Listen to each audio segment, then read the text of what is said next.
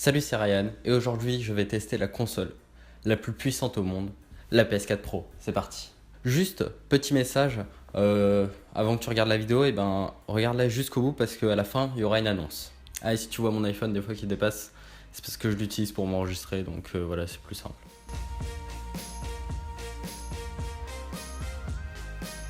Donc, après 2 mois d'utilisation, je peux vraiment te dire ce qu'il y a de bien et ce qu'il y a de pas bien avec. Et donc on va commencer par les inconvénients, ce qu'il y a de vraiment pas très ouf. Alors des inconvénients, il n'y en a pas beaucoup, c'est une assez bonne console, mais il y en a quand même quelques-uns. Alors c'est une console qui est assez chère. Je crois elle est à 100 € de plus que la PS4 normale, donc elle est à 399, un truc comme ça. Donc c'est déjà beaucoup. Enfin 100 € c'est quand même 2 jeux. Enfin quand t'achètes une PS4 Pro ça te fait 2 jeux en moins, donc c'est assez rédhibitoire pour certains. Elle est aussi plus grosse, donc si par exemple toi t'as un meuble télé et que tu veux la caler, faut que tu regardes si elle passe. Moi, non, ça se verra pas. Si on la voit un tout petit peu là en bas, elle est posée sur mon bureau, donc elle gêne pas. Mais si vraiment t'as un meuble assez restreint, ça peut peut-être gêner, mais bon, ça se voit pas vraiment quoi.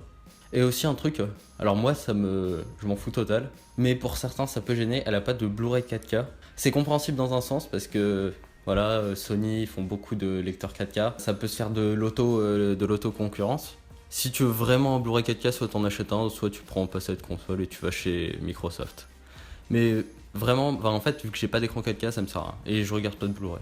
Elle fait aussi un petit peu de bruit. Alors moi, je l'entends pas trop parce que j'utilise un gros casque sans fil. C'est un Logitech G930. Donc ça me gêne pas. Mais par exemple, si tu joues avec les haut-parleurs ou un truc comme ça, tu vas peut-être l'entendre.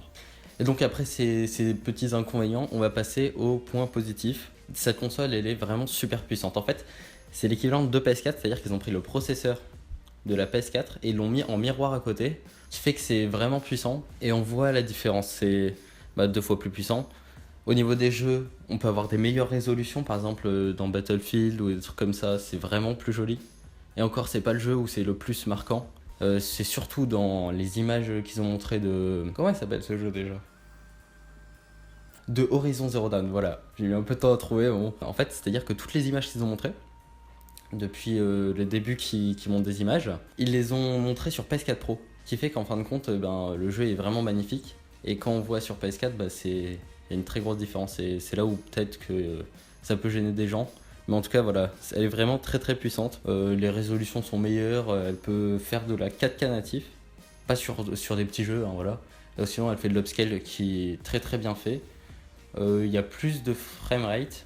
Framerate, c'est l'image par seconde. En fait, c'est genre plus il y a de framerate, plus c'est fluide quoi. Et aussi, il y a un truc qui va bientôt arriver, je crois, c'est une mise à jour qui va permettre en fin de compte aux jeux qui sont pas optimisés PS4 Pro de quand même être encore plus fluide et être encore plus beau. Alors un dernier truc hardware aussi, c'est elle a plus de ports USB, elle a un port optique qui est plus sur la PS4 Slim. Donc si vous avez un home cinéma 5.1 et tout ça, vous pourrez pas l'utiliser si vous n'avez pas une PS4 Pro. Elle a, comme j'ai dit, un meilleur HDD, un meilleur disque dur. Enfin, c'est pas vraiment le disque dur en soi, mais c'est la bande passante. En fait, on voit les différences vraiment à l'époque. Quand on était un SSD dans une PS4, ça changeait pas beaucoup. Là, ça change vraiment beaucoup plus normalement. Donc, c'est une console 4K, Ultra HD, ce qui est plus logique à dire. Normalement, c'est Ultra HD.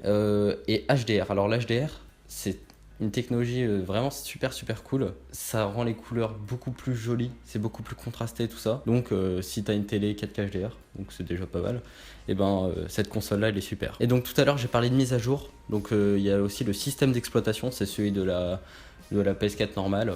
Elles ont toutes le même système d'exploitation, la PS4, ça y a pas de différence. Mais il est vraiment super fluide, t'as aucun problème avec. Par exemple, sur Xbox One, ils l'ont changé il y a pas longtemps, mais c'est toujours aussi compliqué. Moi vraiment, j'y arrive pas dessus, je connais plein de gens qui n'y arrivent pas, il y a des ralentissements, il y a des très longs temps de chargement dans les menus, ce qui est un peu abusé, alors que là c'est nickel chrome. Et donc un dernier truc, alors ça c'est sur vraiment toutes les PS4, enfin genre les PS4 Slim et les PS4 Pro, c'est la nouvelle manette, donc en fin de compte, ce qu'ils ont changé c'est la dureté des joysticks, c'est légèrement plus dur. Les boutons sont gris, donc tous les boutons, tout là, sont gris et c'est beaucoup plus mat. Et aussi il y a une petite barre LED toute devant. Et donc pour conclure, en fin de compte, c'est une console vraiment qui s'adresse aux gens comme moi, c'est-à-dire des gens qui avaient enfin j'ai eu une PS4, mais qui avait plus de PS4 et qui voulaient s'en acheter une, enfin des gens qui n'ont pas de PS4 et qui veulent s'en acheter une. Donc par exemple si toi t'as déjà une PS4 et que t'es peut-être intéressé par un PS4 Pro, faut peut-être, je sais pas, c'est pas obligatoire de l'acheter, mais par exemple moi je te conseille, si t'as pas de PS4, que tu veux une console, de prendre directement un PS4 Pro, surtout que je pense que les prix vont baisser dans pas longtemps. Ça va encore, le prix est pas super abusé, enfin on n'est pas sur les soi-disant prix de la Xbox One Scorpio, donc ça va. Moi vraiment c'est une console que je conseille pas trop aux gens qui ont des PS4, c'est plus aux gens qui veulent s'acheter une nouvelle console. Et aussi il y a plein de gens qui disent que si t'as un écran 1080p ça sert pas vraiment. Alors moi je trouve que on voit quand même la différence, on voit vraiment la différence. Et c'est surtout qu'en fin de compte, c'est plus un pari sur l'avenir. Enfin, par exemple, les jeux seront plus jolis, il y aura peut-être, on ne sait pas encore, mais il y aura peut-être des jeux qui tourneront même plus sur PS4 et qui seront plus qu'optimisés sur PS4 Pro. Et donc, vraiment, c'est beaucoup plus logique d'acheter une PS4 Pro de nos jours plutôt que d'acheter une PS4 normale, même si t'es en 1080p. Et puis, je sais pas, un jour, imaginons, tu changes d'écran, et ben, t'auras déjà la console qui va avec. Et donc, l'annonce que je voulais faire, c'est qu'on reprend cette chaîne. Donc on l'avait stoppé pendant vraiment pas mal de temps. Et donc là on reprend la chaîne à fond avec Paul PL. Normalement je pense que tu le connais. Sinon tu peux aller voir sa chaîne, il fait plein de vidéos. J'essaierai de mettre en fiche ici. Il y a aussi Hugo Fly. Hugo Fly c'est une personne qui vient de se rajouter au groupe Pairwave. Et donc vu qu'on sera à 3, on va essayer d'être plus productif, de faire des vidéos de meilleure qualité. Et voilà.